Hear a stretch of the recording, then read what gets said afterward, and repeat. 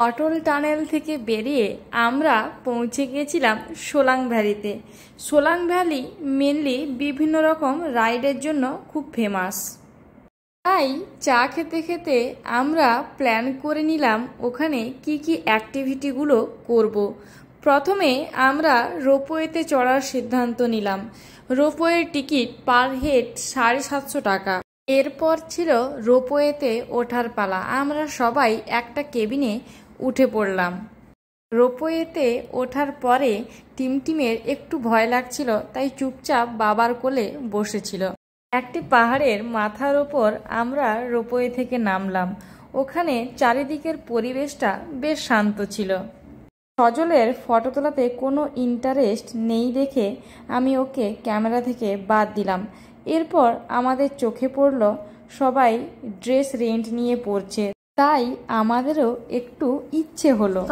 আমরা এখন পরেছি হিমাচলের ট্রেডিশনাল ড্রেস পট্টু আর এ है ডাট্টু।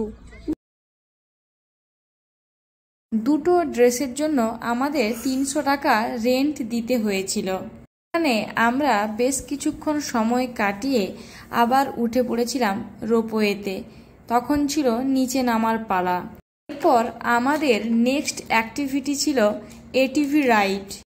এটিভি রাইডটা আমাদের কাছে বেশ অ্যাডভেঞ্চারে পরিপূর্ণ। আপনারা দেখেই বুঝতে পারছেন রাইডটা কেমন হয়েছিল আর রাস্তাটা কেমন। আমি, তৃপ্তিদি আর ইমন আমরা 3 জন একসঙ্গে বসেছিলাম। যাই হোক, প্রথম থেকে শেষ অবধি তৃপ্তিদির কমেন্টগুলো বেশ ফানি ছিল। यही रास्ता है क्या भैया?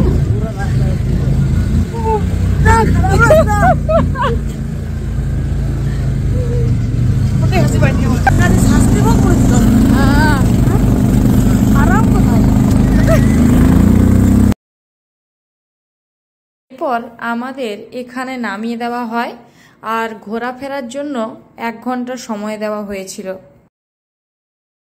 তাই সময়ের সুব্যবহার করে আমরা নতুন একটা অ্যাডভেঞ্চার ট্রাই করি।